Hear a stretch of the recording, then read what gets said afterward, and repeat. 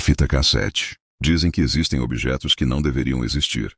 Artefatos que, de alguma forma, escaparam das mãos do tempo, da razão ou até mesmo da realidade.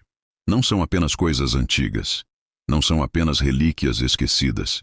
São fragmentos de algo maior, mais obscuro, que nunca deveria ter sido tocado por humanos. Eu nunca acreditei nisso, até encontrar a fita cassete. Eu sempre tive o hábito de garimpar brechós e feiras de usados.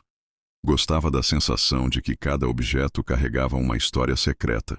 Às vezes encontrava discos riscados, fotos amareladas, livros rabiscados com anotações à margem. Mas naquela tarde chuvosa de outubro, em um bairro decadente de São Paulo, entre pilhas de roupas mofadas e brinquedos quebrados, meus olhos pararam em uma caixa de sapato cheia de fitas cassete. A caixa estava encharcada pela umidade, mas uma fita em especial parecia ter resistido melhor do que as outras. Era preta, sem rótulo, apenas com a palavra play, escrita em caneta vermelha, já um pouco borrada. Não sei dizer porquê, mas a segurei com cuidado, como se fosse frágil, mesmo sabendo que era apenas plástico barato. O dono do brechó, um homem magro, de olhos fundos, me olhou fixamente quando levei a fita até o balcão. Você tem certeza que quer essa? Ele perguntou, sem tirar os olhos do objeto. Sim, quanto custa? Ele hesitou, depois murmurou. Não custa nada, só não devolva. Saí do brechó sentindo um frio estranho subir pela espinha, mas ignorei. Afinal, era apenas uma fita cassete sem valor. Ou pelo menos, era isso que eu pensava. Eu ainda tinha um toca-fitas guardado, herança dos anos 90. Limpei a poeira, coloquei a fita e apertei o play. No início só havia chiado. Um ruído constante, abafado, que lembrava vento passando por um microfone ruim. Mas então, lentamente, uma voz surgiu. Era uma voz grave, masculina, mas parecia distorcida, como se estivesse sendo reproduzida debaixo d'água. Você está ouvindo isso? Agora já é tarde demais. Eu dei um passo para trás, incrédula. A voz continuou.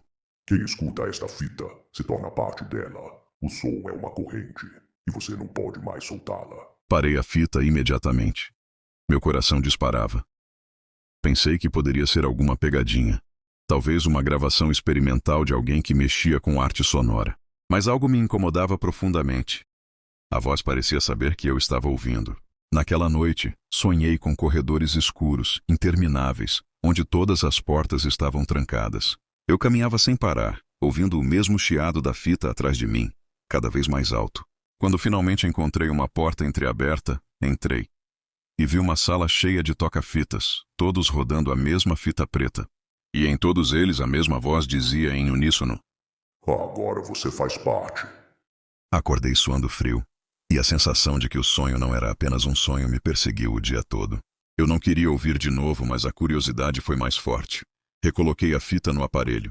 O chiado começou outra vez, mas agora parecia diferente, mais agressivo, como se algo tentasse sair através do som. A mesma voz retornou. Você voltou. Eles sempre voltam. Quer entender, não é? E então começaram os sons de fundo. Primeiro passos, como se alguém estivesse caminhando em um piso de madeira. Depois, respirações pesadas, quase ofegantes. Por fim, gritos distantes, abafados, como se tivessem sido gravados em um porão. De repente, no meio do áudio, ouvi algo que me gelou por completo. Meu próprio nome. A voz sussurrou. Ana, você me escuta? Arranquei a fita do toca-fitas e a joguei contra a parede. Mas o pior não foi isso. O pior foi que, mesmo sem o aparelho ligado, eu ainda ouvia um eco distante da fita rodando dentro da minha cabeça. Os dias seguintes foram um tormento. O chiado não saía dos meus ouvidos. E quando finalmente conseguia dormir, sonhava sempre com os corredores e os toca-fitas. Até que uma manhã, ao me olhar no espelho, percebi algo novo. Havia manchas escuras no meu pescoço, como marcas de dedos, como se alguém tivesse tentado me estrangular durante a noite. Tentei me convencer de que estava ficando paranoico, mas então comecei a reparar em outra coisa. Toda vez que passava por um espelho ou por um vidro, havia um atraso sutil no reflexo. Por uma fração de segundo, minha boca ainda se mexia, mesmo quando eu já tinha parado de falar. Como se meu reflexo estivesse ouvindo algo que eu não ouvia. Decidi investigar.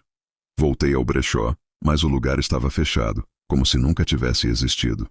Perguntei aos vizinhos e todos disseram a mesma coisa. Aqui não existe nenhum brechó há anos. Entrei em fóruns obscuros da internet, procurando relatos sobre fitas amaldiçoadas.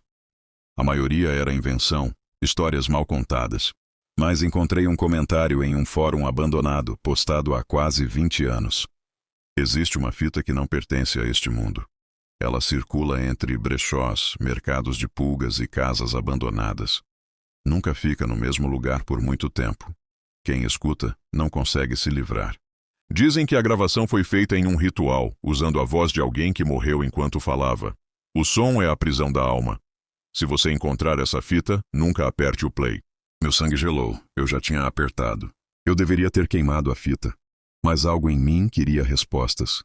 Queria ouvir até o fim. Preparei o quarto. Fechei as janelas, desliguei as luzes, sentei diante do toca-fitas e apertei o botão novamente. Dessa vez, a fita começou diferente. A voz não era mais grave e distorcida. Era clara, familiar. Era a minha voz. Você não devia ter voltado. Agora já não há mais saída. O chiado se intensificou até doer nos ouvidos. Senti uma pressão no peito, como se algo quisesse me puxar para dentro do som. As paredes do quarto começaram a tremer. O espelho da parede rachou sozinho. E então, por um instante, vi a mim mesmo. Do outro lado do espelho, havia um eu idêntico, mas com olhos totalmente negros, segurando a mesma fita e sorrindo. A gravação terminou abruptamente. Mas quando olhei para o toca-fitas, a fita não estava mais lá. Desde aquela noite não sou mais o mesmo. As pessoas dizem que eu pareço distante, distraída. Algumas juram que minha voz soa diferente, mais grave. Mas o que realmente me aterroriza não são os outros. É o que eu vejo nos reflexos. Porque às vezes, quando passo diante de um espelho, o meu reflexo não me imita. Ele fica parado, sorrindo, enquanto eu tento não olhar por muito tempo. E na mão dele sempre há uma fita cassete preta com a palavra borrada em vermelho. Play.